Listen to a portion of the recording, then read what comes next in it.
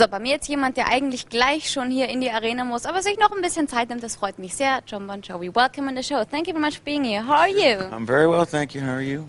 I'm fine. Have you ever been in Parma before? No, I haven't. No, Really? it's It's the first gorgeous. time? Yeah. What about your Spanish? Did you have the chance to exercise it or not yet? I just called to Tico and he speaks all the Spanish for us. Okay, he's the translator in the band actually these days. Right. Okay, got you.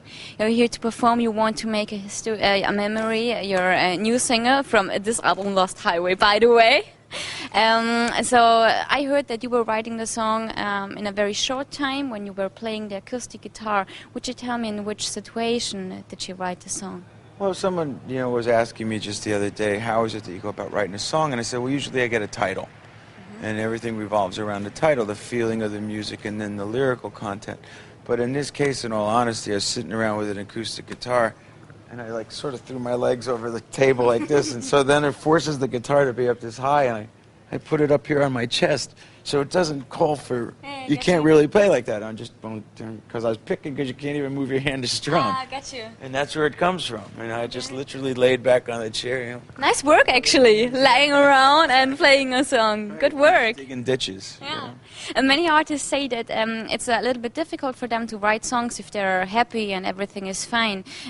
The same for you? Is it better to write songs in a melancholic situation? The story about that is if you're in that good a mood, you're going out.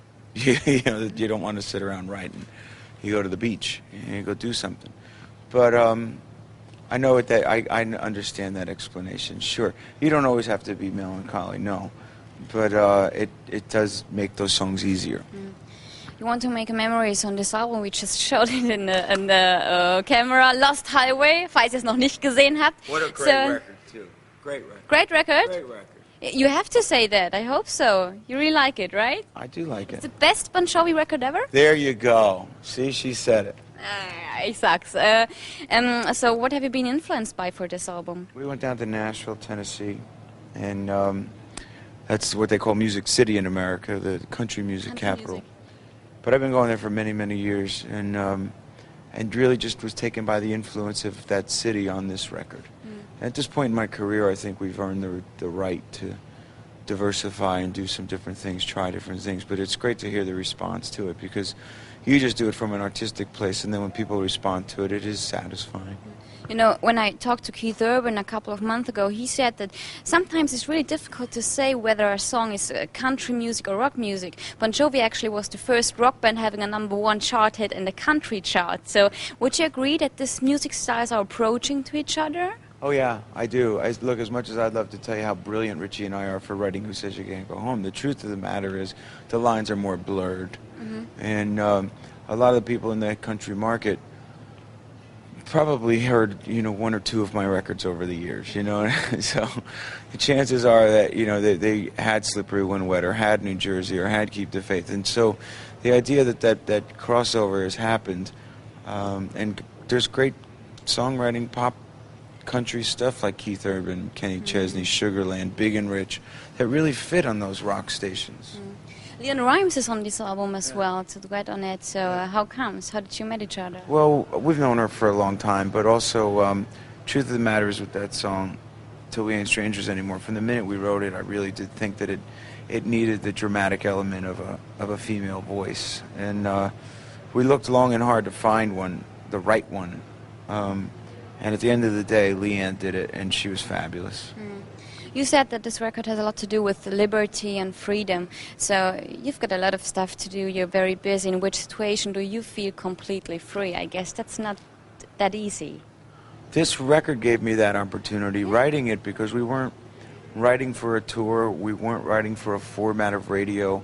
It was truly the beauty of writing a song again, which, again, if you consider a guy's career, regardless of who you are, if you've had any kind of success, you find yourself having to write to what people expect of you. And with this record, because I wasn't thinking like that, we were given this freedom, and therefore you want to make a memory being the first single. Even for the 12 songs on this record, you wouldn't think I'd go with that first. It should be Lost Highway, it should be Summertime, it should be Any Other Day. But the emotion and the feeling and where I wanted to take you on this ride, Richie put it really into perspective when he said, "Hey man, we're not selling tickets. We're just here to make an artistic statement." And I went, "You're right." And that beauty, you know, writing songs, it's something I'm grateful for. You were supporting John Kerry during his presidential election, and probably does the term freedom also has a political meaning to you? No, not at all. No. Nothing to do with politics on this record. Have a Nice Day was directly related to the outcome of the 2004 election. The irony in what that meant, you know. But just the term freedom, does this... Artistic freedom, personal freedom. You know, I mean, this record deals with a lot of darker feelings that, you know, Richie was going through with his divorce, with the loss of his dad, breaking his shoulder, you know, now the detox center, all those kind of things. Dave was going through a very similar situation. So that kind of, because I try to always see the optimism in things, I kept telling him, you know, there's that light at the end of the tunnel. You know, this phase of your life is over. Lost Highway's right there, you know. So tonight you're going to be at Wetten Dass, but tomorrow you'll be in London to do a concert over there. So when will you be back in Germany then? When can the fans see you in Germany? Well, the tour won't be until next year, unfortunately. We're too overwhelmed with a lot of things work-wise. But, you know, that's why we have to make do with things like Wetten Dass and, until we can come over and do something otherwise, promotion. And then the tour will be in the spring. So I hope to see you there. Thank you very much, Jon Bongiovi, hier bei uns bei Online.